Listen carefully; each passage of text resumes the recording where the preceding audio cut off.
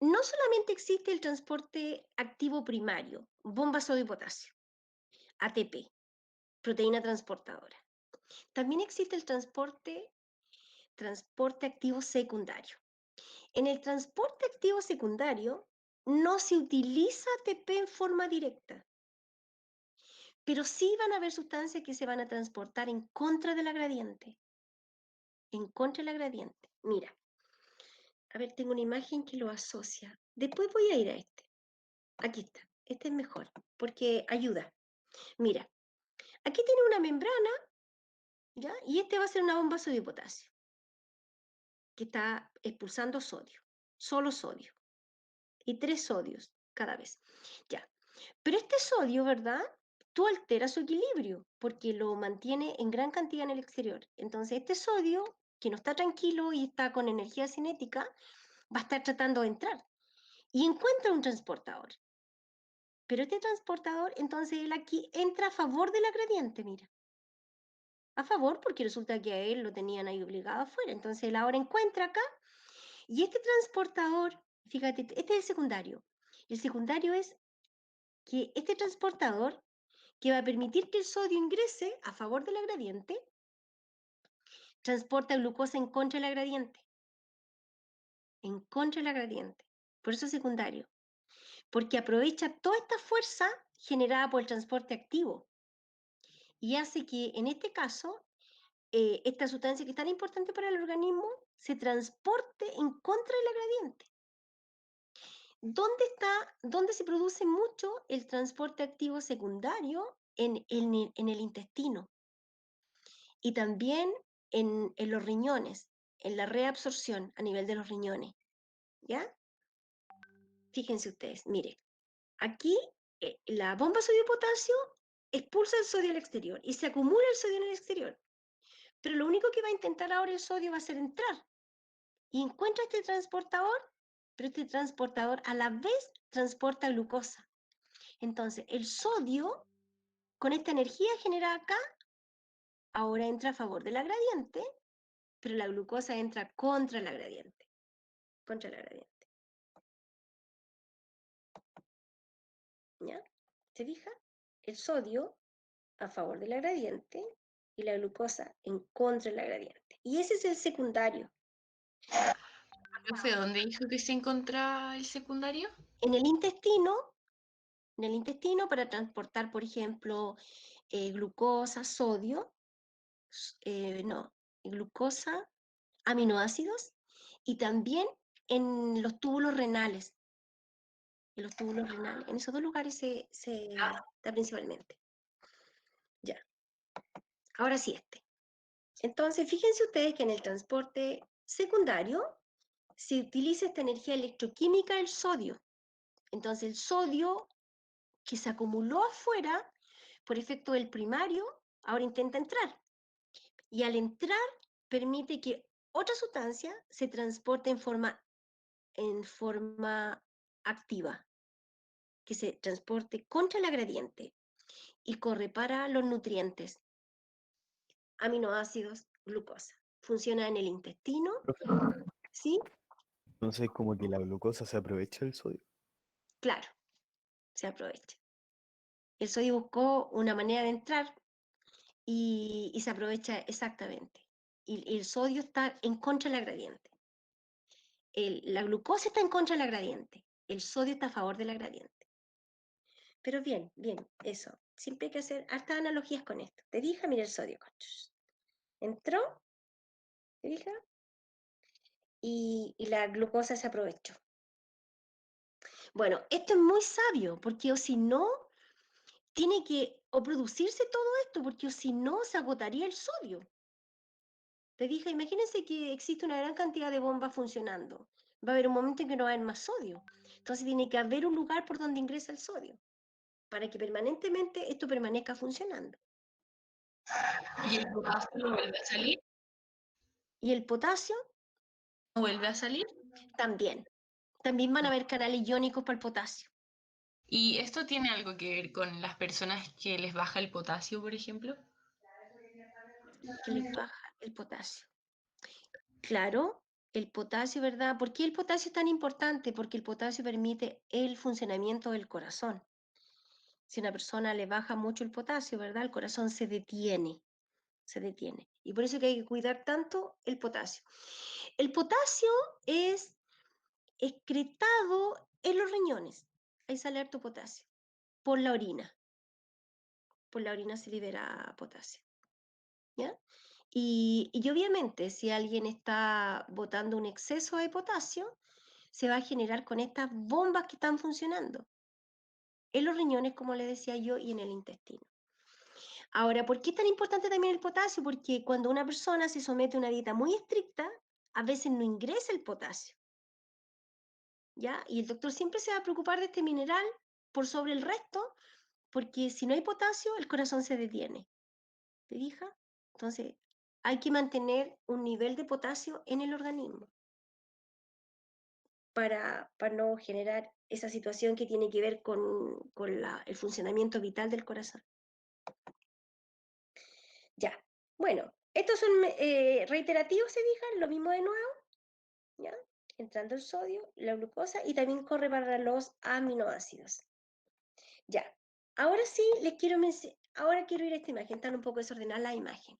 Relacionado con esto del transporte, hay algunas palabras, ¿verdad? Por ejemplo, uniporte. Cuando algo, una sustancia va en un solo sentido, puede entrar o salir, ¿ya? Puede un transportador para una sola sustancia. Antiporte, antes de desimporte. Antiporte, una entra, otra sale. Sentido opuestos. Ese es un antiporte. La bomba sodio-potasio es un antiporte. Y el simporte es cuando las dos sustancias van en el mismo sentido. En el mismo sentido. Sodio-glucosa, por ejemplo. Sodio-aminoácidos. ¿Ya? Habitualmente el sodio que hace estos juegos con estas sustancias, porque el sodio es expulsado a salir.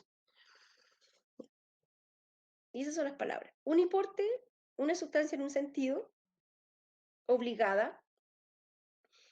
Simporte, ambas sustancias en el mismo sentido. Antiporte, en sentido opuestos. Bomba sodio potasio.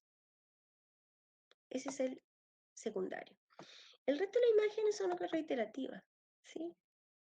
Hay algunas cosas escritas. Y ahí está escrito lo que yo les había dicho, ¿verdad? Esto ocurre en el intestino delgado, en los túbulos renales. Ya. Tercer tipo de transporte, transporte de vesículas. Transporte de vesículas. Ya. Entonces, podríamos decir que el transporte pasivo es a favor de la gradiente, sin gasto energético, y ocurre, por ejemplo, para sustancias muy pequeñitas como los gases respiratorios, para la urea, que viene de la descomposición de las proteínas, el alcohol también, ¿ya? La difusión facilitada, las sustancias pasan por las proteínas, por las proteínas. Pasan por las proteínas, ¿verdad? Y son sustancias un poco más grandes, pero no tan grandes tampoco porque son la glucosa, que una molécula, los aminoácidos. ¿Fija? Y ese es el transporte pasivo. Hay sustancias que van a usar los fosfolípidos y otras que van a usar proteínas. ¿Qué sustancias van a usar las proteínas? Algunas que tienen carga, como los iones. Otra un poquito más grande que puede que tengan carga o no tengan carga, pero van a necesitar un carriers. Glucosa, aminoácidos. Ese es el transporte pasivo. El transporte activo también usa carriers, pero las sustancias van contra la gradiente. Bomba sodio-potasio, bomba de calcio, ¿verdad? Transporte de la glucosa y los aminoácidos en el intestino o en los riñones. Ya, muy bien. Pero entonces, ¿qué es el transporte, el tercer tipo de transporte? Es cuando las sustancias a transportar son grandes, son macromoléculas. Por ejemplo, cuando a esta célula quiere ingresar una proteína, ¿cómo lo haría? No podría pasar por ahí, ¿verdad? Tendría que desplazar. No, no puede ocurrir eso. Entonces, o cuando se quieren mover grandes cantidades de líquidos, líquidos o las sustancias son grandes. Y ahí viene este transporte de vesícula. En el transporte de vesículas, ahí se compromete la membrana. Se compromete la membrana, ¿verdad? Armando vacuolas, armando un envoltorio. Y este envoltorio lo arma con su propia membrana, con su propia membrana. Entonces, dentro del transporte mediado por vesículas va a tener algunas características como utilización de vacuolas, gasto energético, ¿ya? Y para macromoléculas, para sustancias grandes. Profe, vesículas y vacuola es lo mismo. Es lo mismo. Vesícula a veces es una vacuola chica, ¿ya? Se le considera como una vacuola, pero son exactamente lo mismo, se pueden usar indistintivamente las dos palabras, es lo mismo, vesículas o vacuolas. Recuerden que las vesículas o las vacuolas son un medio de transporte dentro de la célula. Por ejemplo, los retículos mandan sus productos al Golgi por medio de vacuolas. Las vacuolas en general almacenan sustancias. Entonces hay vacuolas que adentro tienen azúcar, otras vacuolas que tienen proteínas, otras vacuolas tienen lípidos, otras vacuolas tienen desechos, otras tienen agua, otros tienen colorantes. Entonces las vacuolas en general almacenan. Son un medio de transporte, un medio de almacenamiento interno de la célula eucarionte. Muy bien. Entonces, dentro de este transporte de vesículas, ¿verdad? Vamos a tener la endocitosis. Endo, entrada. Cito siempre va a significar célula. Entrada. Si estas sustancias son sólidas, si las sustancias son sólidas, ¿ya? Se va a llamar fagocitosis. Aquí significa cito, célula, comiendo. Célula comiendo. Entonces aquí vamos a tener, por ejemplo, endocitosis, entrada de sustancias grandes a la célula. Tenemos, por ejemplo, los glóbulos blancos. Es un ejemplo que les conviene aprender, ¿verdad? Los glóbulos blancos, algunos glóbulos blancos, comen microbios. Ellos fagocitan. Entonces, cada vez que se comen un microbio, le aportan parte de su membrana, le dan un envoltorio, ¿ya? Y aquí está ese envoltorio, fagosoma se puede llamar eso, ¿ya? Y luego, esta estructura se une con los lisosomas, ¿verdad? pH interno 5, un medio ácido, y esas enzimas destruyen aquí a este microbio, lo destruyen, y aquí salen los desechos al exterior, ¿ya? Entonces, por este lado esta célula está experimentando la endocitosis y por acá está experimentando la exocitosis, que es la salida. Muy bien, cuando una célula ingresa sustancia, no solamente pueden ser sólidas, también pueden ser sustancias líquidas. ¿Ya? ¿Quiénes hacen esto? Por ejemplo, los protozoos. Los protozoos se alimentan, viven en el agua detenida, ellos son organismos unicelulares, ¿verdad? Y ellos toman líquido del exterior, lo incluyen en una vacuola,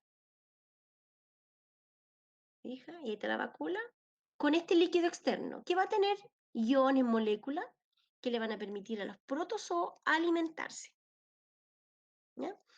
Cada vez que la célula experimenta la endocitosis, el área de superficie de su membrana disminuye,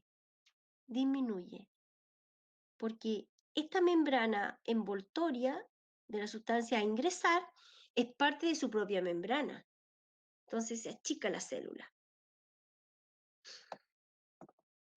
Mire, esto lo relaciona muy bien. Aquí relaciona la endocitosis con la exocitosis. Entonces, cuando la célula experimenta la endocitosis, incluye en una vacuola la sustancia, ¿ya? Una vacuola la sustancia. ¿Te fijas? O sea, su membrana se achica. Cuando la célula, ahora vamos a ver la exocitosis, experimenta la exocitosis, significa salida de la célula. Citocélulas, siempre. Entonces aquí, ¿verdad? En la exocitosis, esta vacuola viene del interior de la célula, de algún tipo de organelo. ¿Qué organelos están relacionados con la exocitosis? Los lisosomas y el aparato de Golgi, esos dos. Vamos a analizar esos dos ejemplos. Entonces, esta vacuola puede venir, por ejemplo, del Golgi, con hormonas, enzimas, neurotransmisores. Se incorpora a la membrana y luego forma parte, esa superficie de la vacuola forma parte de la membrana. Es decir, mediante la exocitosis, la célula aumenta su área de superficie. ¿Te fijas? Y aquí está liberando, podría ser una hormona, una enzima, si estamos hablando del estómago, un neurotransmisor. También esta vesícula puede venir con desechos procedentes de la acción de los lisosomas. Entonces aquí va a contener desechos. ¿Se fija? Se eliminan los desechos. Y esa es la exocitosis. Es en relación a la superficie de la membrana, es contraria a la endocitosis. En la endocitosis, la membrana se achica a la superficie y en la exocitosis se agranda la superficie de la membrana. ¿Ya? ¿Sí? ¿Cuál era la definición de pinocitosis? Célula bebiendo. Aquí está. Célula bebiendo. De hecho, está anotadito ahí. Y la fagocitosis, célula comiendo. Célula comiendo, célula bebiendo.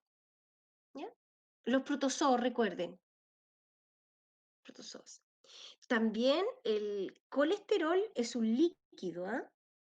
Entonces hay células de pronto que están, las células adiposas, están ingresando colesterol y lo estarían ingresando en vacuolas, al interior. Es un líquido el colesterol. Profe, ¿Sí? los cloroplastos igual tienen como colesterol adentro, ¿no? Claro, las membranas celulares. No, es que me acuerdo que cuando vimos de los cloroplastos primero, tenían como unas gotas de líquido dentro de la estructura. Sí. Los Se me olvidó el cloroplastos. nombre. Sí, Los cloroplastos. sí.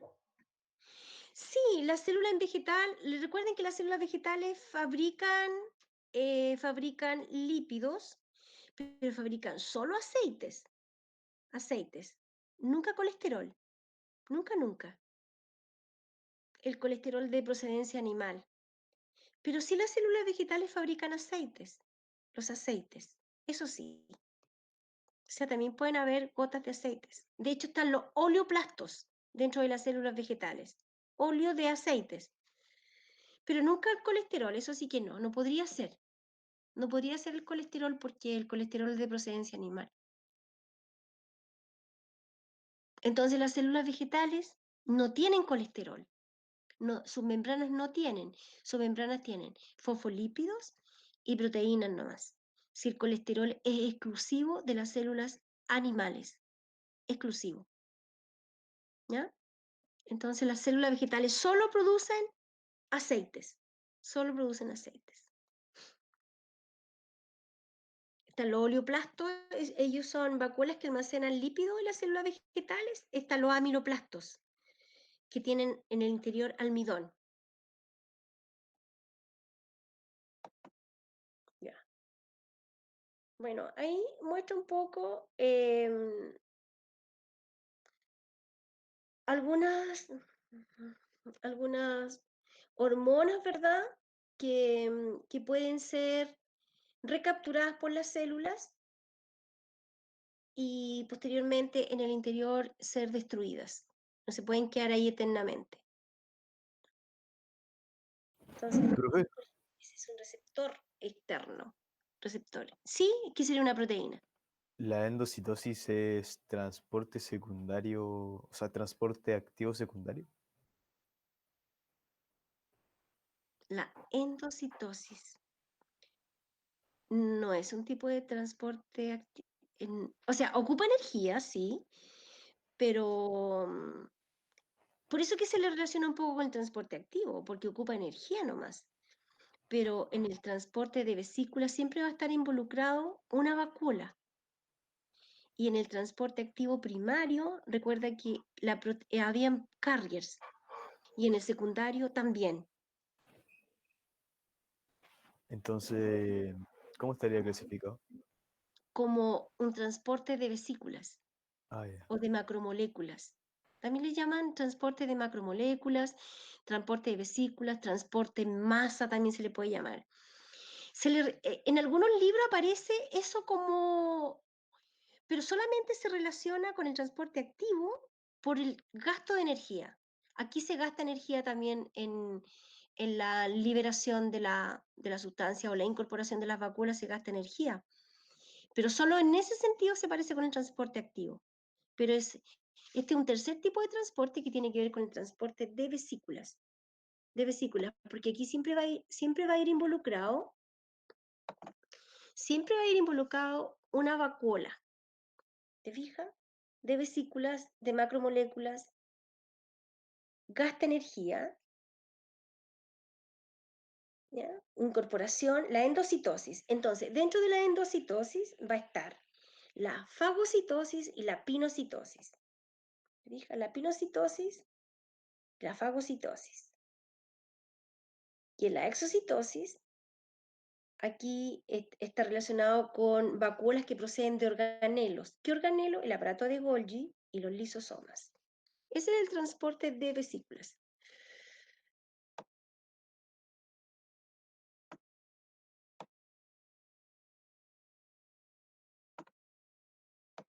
Ya. Aquí está la exocitosis. Ya. Osmosis. La osmosis es el paso del agua a través de la membrana. Paso del agua a través de la membrana. La membrana.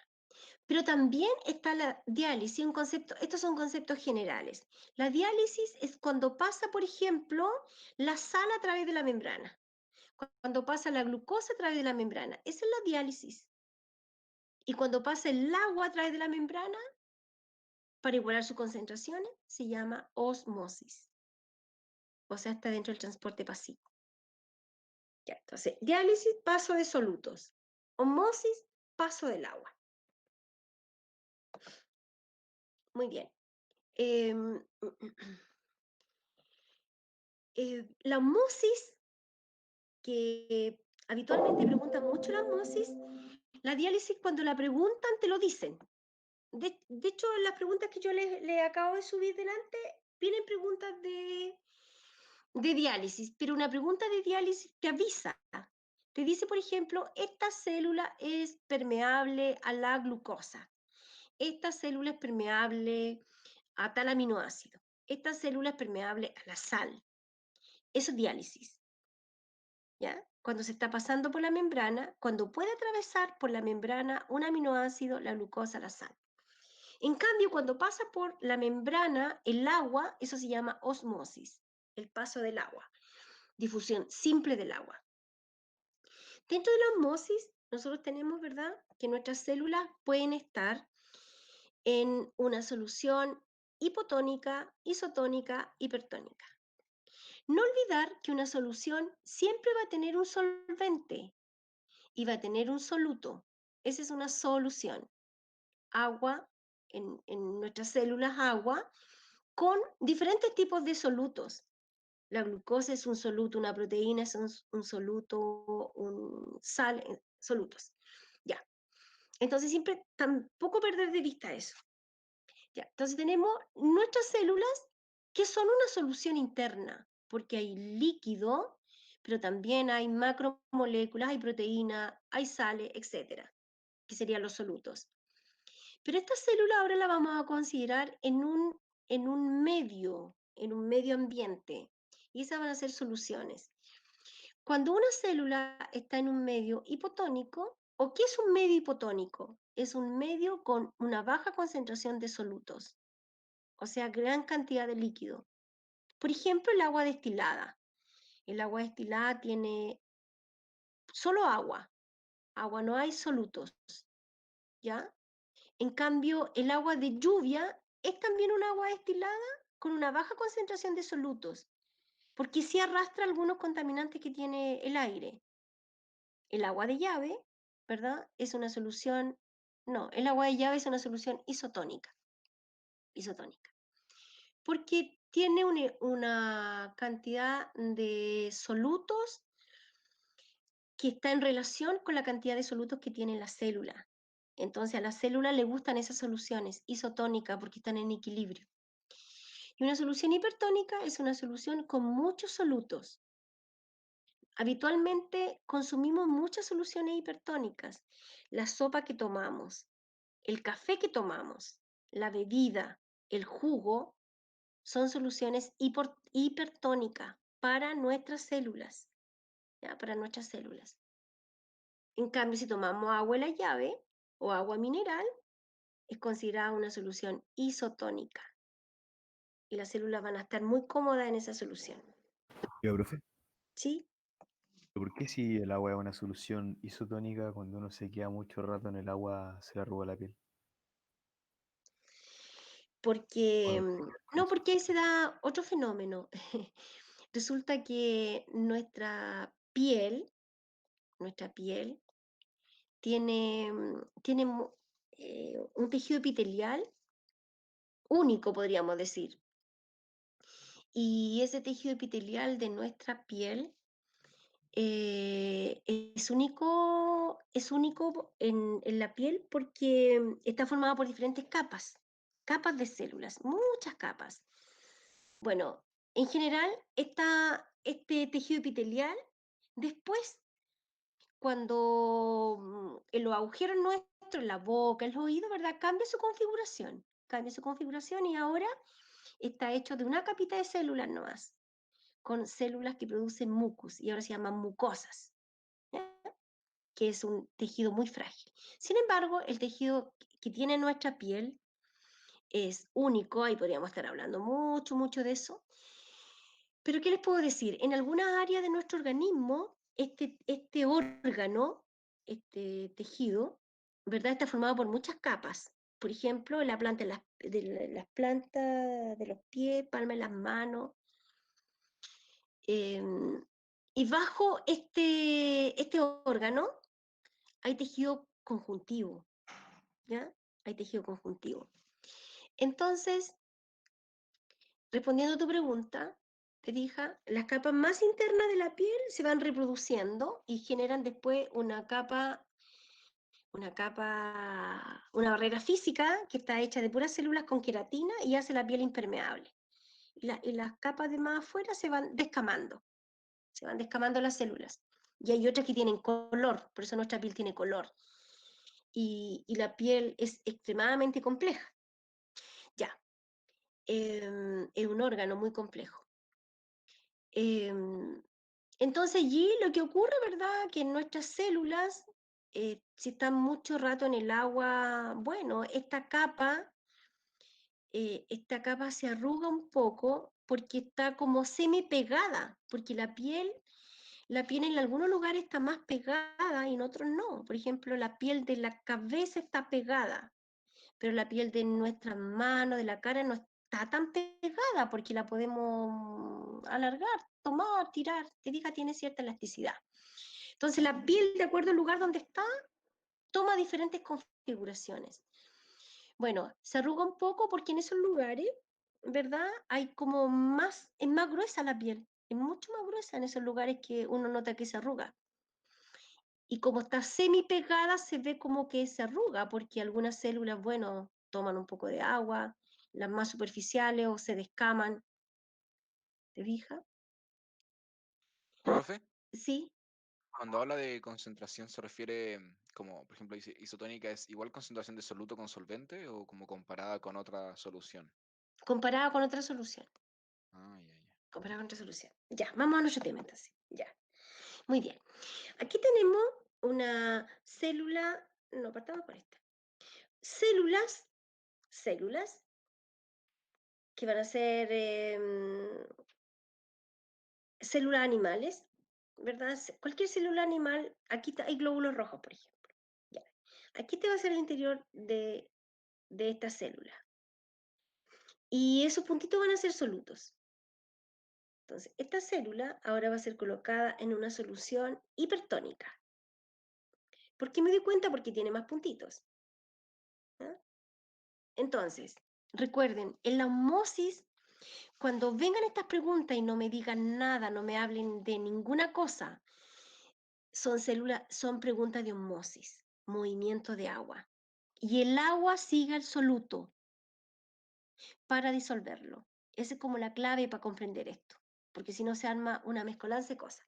Entonces, fíjense ustedes que como esta es una solución con mayor cantidad de solutos en relación a la célula con la cual se está comparando, el agua sale de la célula para disolver estos solutos. La célula se arruga, ¿ya? Y este fenómeno se llama crenación. Aquí tenemos una célula en una solución isotónica. Una solución isotónica para nuestra célula, dijimos el agua, hasta cierto punto el agua, pero por ejemplo los sueros fisiológicos. Los sueros fisiológicos son agua con sal, agua con azúcar y es para hidratar el cuerpo, para hidratar. Serían soluciones isotónicas. Y esta es una solución hipotónica. Es una solución, ¿verdad?, en la cual esta solución está muy diluida. Entonces, entra agua a la célula. Aquí la misma cantidad de agua que entra, la misma cantidad que sale, porque nunca algo está sin moverse. Esta molécula siempre en movimiento, energía cinética.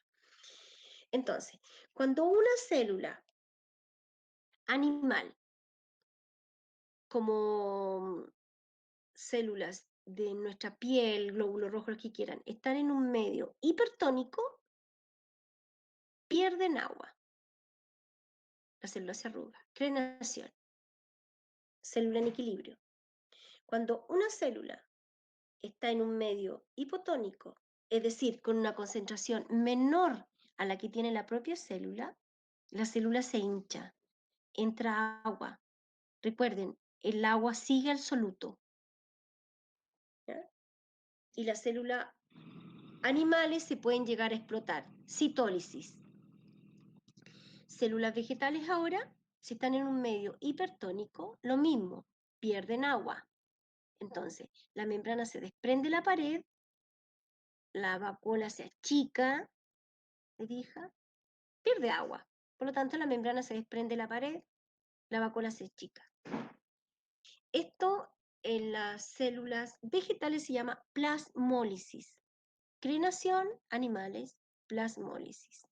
Esto es equilibrio, ¿ya? Una célula, si está en un medio isotónico, está en equilibrio. Y esta es una célula vegetal en un medio hipotónico. No estaba por la imagen.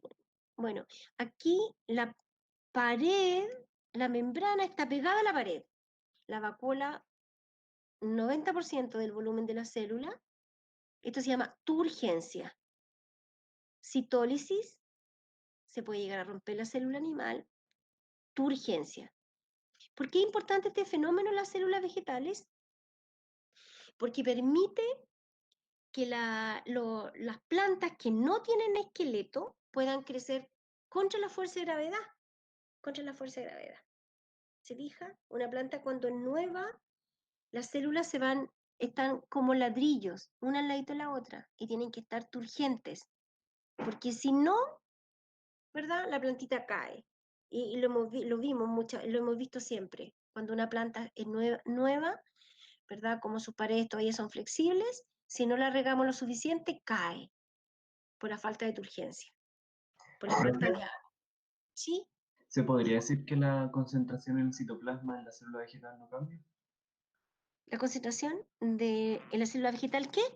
La concentración en el citoplasma. Claro, de su citoplasma. Cambia. ¿Sí? ¿No cambia? No cambia porque en el fondo se va a la vacuola, ¿no? Claro, lo que pasa es que va pasando de membrana, primero entra al citoplasma y luego ingresa a la vacuola gigante. La vacuola gigante no solamente tiene agua, tiene minerales, tiene pigmentos, tiene desechos, tiene muchas sustancias para que pueda entrar el agua. Para que pueda entrar el agua, pues si no, no podía entrar tampoco. Ya, ahí va entrando el agua. Ya, entonces esto se llama crenación, plasmólisis, citólisis animal, turgencia. El equivalente, turgencia, citólisis, crenación, plasmólisis. Esto a veces lo preguntan, ¿ah? Ahí lo tiene uno que aprender nomás. Tía, Sí, ¿cuál era el momento cuando la célula animal se quedaba sin agua? si queda sin agua, tendría que estar en un medio muy hipertónico. Hipertónico. ¿Y cómo se llamaba el momento cuando el célula animal se quedaba sin agua? Crenación. ¿Cuánto? Crenación. Ya, muchas gracias. Sí, crenación. Ya. Y eso es lo que le podría entonces indicar hoy día. Entonces voy a anotar lo que me estoy comprometiendo para la otra semana. Le dije varias cosas. Vamos a ver el ensayo. Ensayos. ¿No es cierto? Ya. Ahora vamos a resolver las preguntas. Yo les pasé un ensayo. No, pero lo podemos ir mirando aquí el tiro nomás. Si lo tengo acá listo. Más preguntas de esto. ¿Hay algo que no haya quedado claro, jóvenes?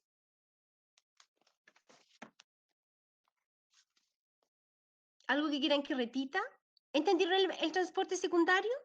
Eso mismo le voy a pedir. ¿Puedes repetir eso, porfa? Ya, transporte secundario, sí. Habitualmente ni se alcanza a ver, lo sé.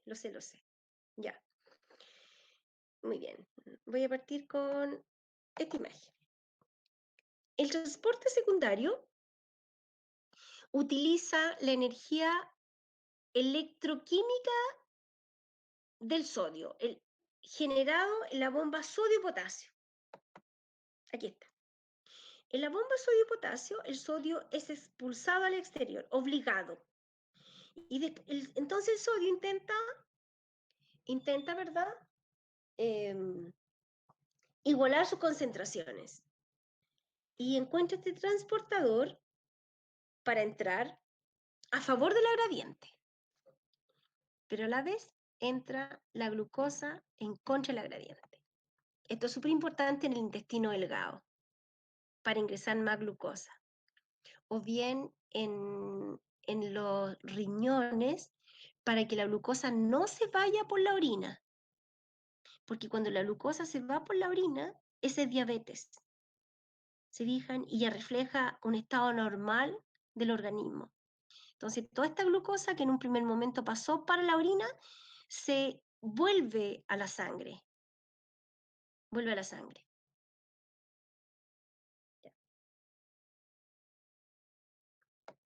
O sea, al final es como transportar dos sustancias.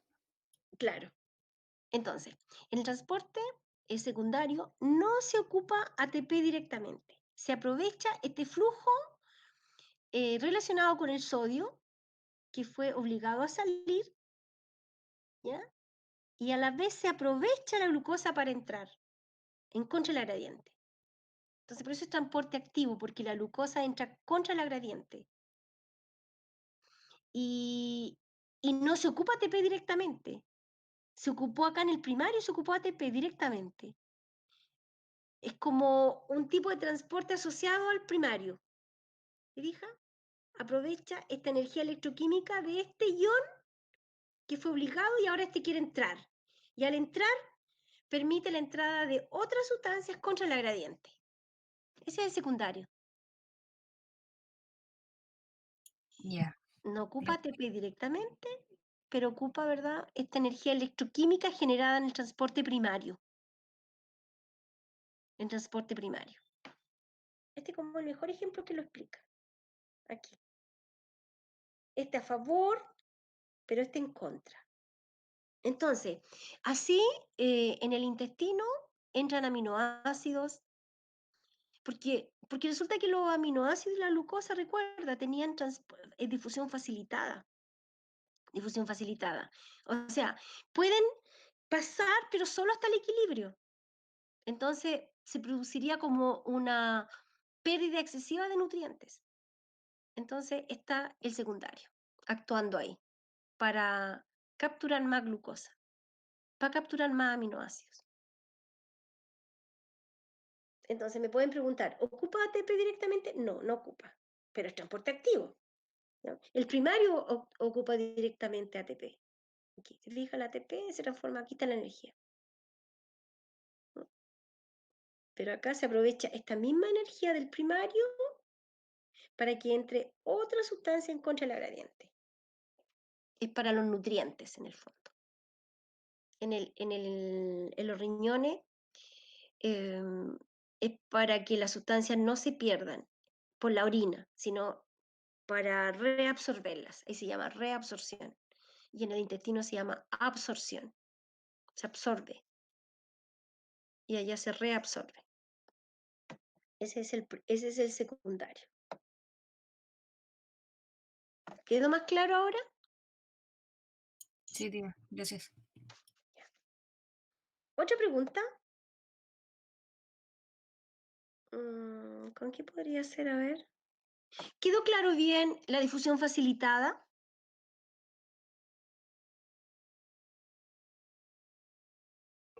Sí, tía. Ya, sí, ¿verdad?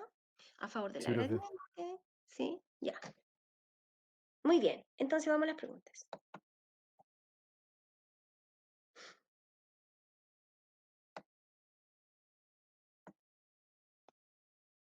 Quedan 2 minutos. A ver, esa no. Mire, esa es una pregunta de diálisis. Esta es una pregunta de diálisis, jóvenes. A ver, respondamos esa pregunta, la 3. Siempre atento a las instrucciones. Cuando sea osmosis no le va a decir nada. Nada. Le va a mostrar. Ujú.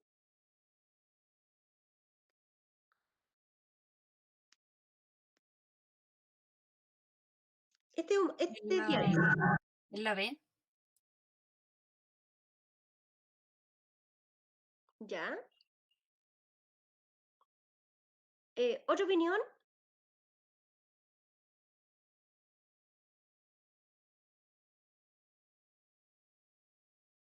¿O están de acuerdo? Yo igual Que es creo que es la la B. B porque dice que es solo permeable para glucosa. Claro. ¿Y qué va a hacer la glucosa? ¿Qué va a intentar hacer siempre? Buscar el equilibrio. Buscar el equilibrio. Todos los átomos andan en eso, buscando ese equilibrio. Entonces, ese diálisis, ¿se fijan? Para la glucosa.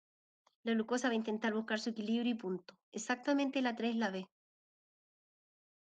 Vamos a pensar ahora que esta pregunta, olvídense de la introducción. Y esta pregunta ahora me dice que se va a mover el agua.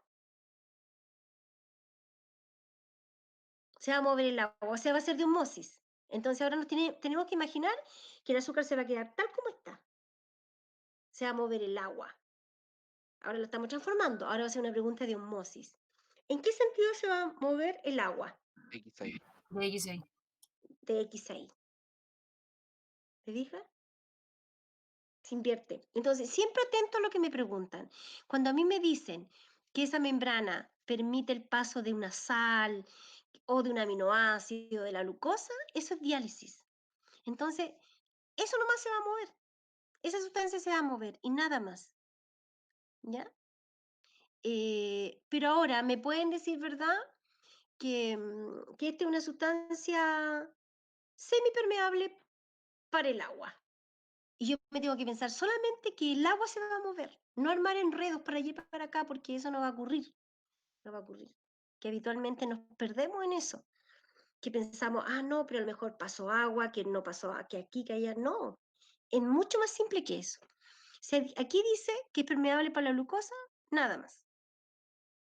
Eso de que el agua ya no importa, porque resulta que solamente para la glucosa se va a mover. Pero si ahora sí de osmosis, no me van a mencionar que no me van a decir que es semipermeable para el agua ahora. Entonces ahí se va a mover solo el agua y nada más. Eso es como claro tenerlo, porque habitualmente las respuestas que se dan en general consideran siempre que se mueve el agua, que se mueve la glucosa, a no ser que te lo diga. Porque recuerden, estas son preguntas de análisis.